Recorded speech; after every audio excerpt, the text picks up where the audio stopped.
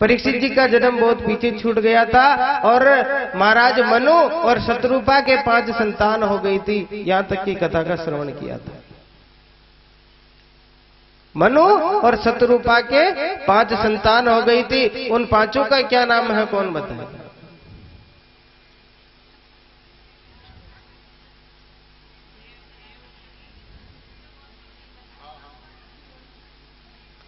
किस किस को याद है ये बता दो। चलो बोलो मत।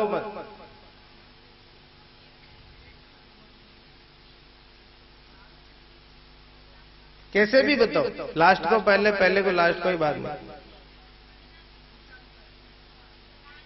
देखिए, चलिए थोड़ा थोड़ा भी याद रखोगे तो एक दिन पूर्ण हो जाएगा। थोड़ा थोड़ा तो रखो। उसी को भागवत कहते हैं। आप कथा पंडाल से जाकर कथा का पुनः मनन करो, उसी को श्रवण कहते हैं।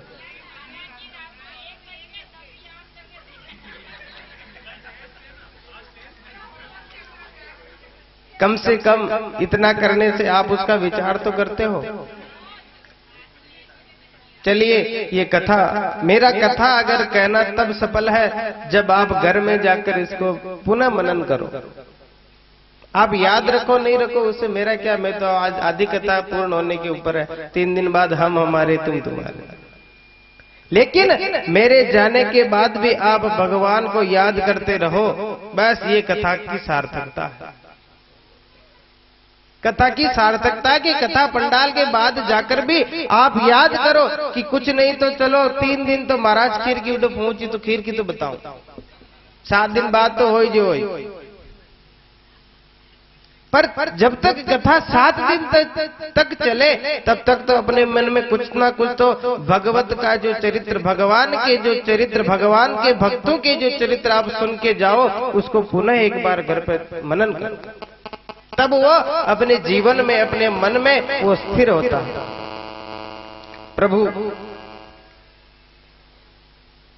नारायण ने एक से अनेक होने की इच्छा प्रकट की। ब्रह्मा जी को प्रकट किया नाभि कमल से। ब्रह्मा जी के प्रकट होने के बाद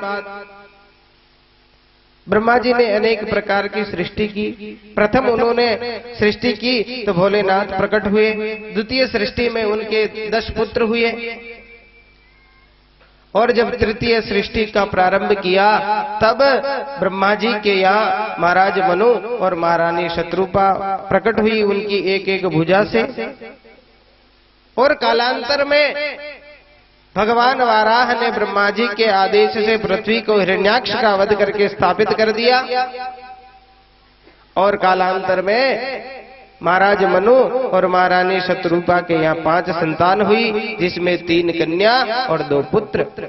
आकुति, देवहूति, प्रसूति, ये 3 पुत्रियां थी। और प्रियव्रत और उत्तानपाद, ये 2 पुत्र थे। अब देखिए, यहीं से पूरे जगत का विस्तार होगा। केवल उनकी संतान कितनी है? 5। अब 5 से कैसे 1.25 अरब तक पहुंचते हैं, आप विचार करें। आइए, महाराज मनु के 5 संतानें हैं। उधर, ये कथा यहीं पे है, ध्यान देना। उधर महाभारत युद्ध की समाप्ति के बाद दुर्योधन के दुर्वचनों से आहत होकर महाभारत युद्ध के पहले ही हस्तिनापुर को छोड़कर चले गए महाराज विदुर। पुनः लौटकर और घूमते घूमते आ रहे थे। पुनः लौटकर आ रहे थे। और जब पुनः रास्ते में जब उनको पता चला कि महाराज महाभारत का युद्ध समाप्त हो गया, कौरव पांडवों के बीच में बहुत ही भीषण युद्ध हुआ, भगवान कृष्ण अर्जुन के सारथी बन गए।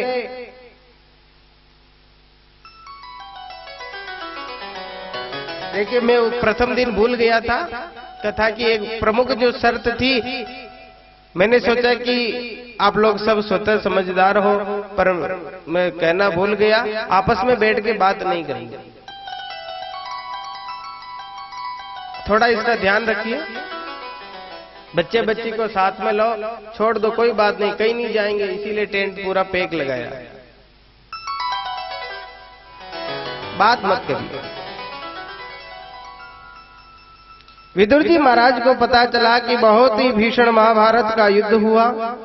उस युद्ध में भगवान कृष्ण अर्जुन के सारथी बने और उसमें कौरवों की हार हुई। और हार होने के बाद भीष्म पितामह के मनोवांछित फल पूर्ण करते हुए भगवान द्वारिका चले गए और द्वारिका जाकर और अपने गोलोक धाम को चले गए। और उसके बाद कौरव पांडव इत्यादि भी वहां से जंगल में जाकर और अपने प्राणों को त्याग दिया। अच्छा महाराज, तो हमें ये बताओ कि विदुर जी महाराज भी, देखिए एक बात ध्यान रखना कि भागवत के सबसे बड़े कोई ज्ञानी व्यक्ति है तो विदुर जी महाराज। भगवान के सबसे प्रिय कोई है भक्त तो वो विदुर जी महाराज। और सबसे बड़े ज्ञानी की अगर कोई बात आएगी, ध्यान देना, सबसे बड़े ज्ञानी की यदि बात आएगी तो कंस मर्दन के बाद अपन जानेंगे कि वो कौन है। विदुर जी महाराज को जब सब कुछ पता चल गया, जब कल आपको पता कथा सुनी होगी, तो विदुर जी फिर अपने घर पहुंचे।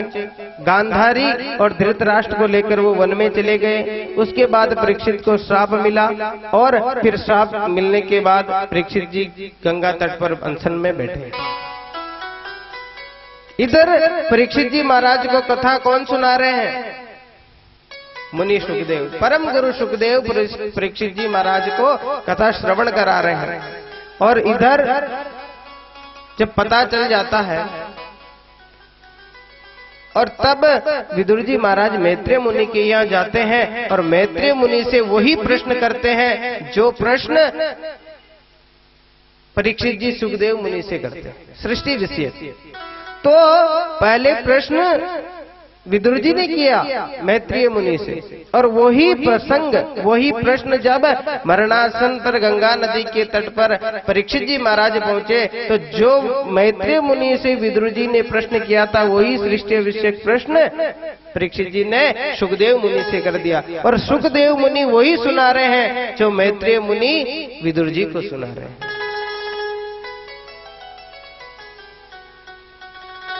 वहां पर एक प्रश्न हुआ कि अच्छा ये बताइए, शौनकादि ऋषियों ने सूत जी महाराज से प्रश्न किया और अपने को कथा कौन सुना रहे हैं?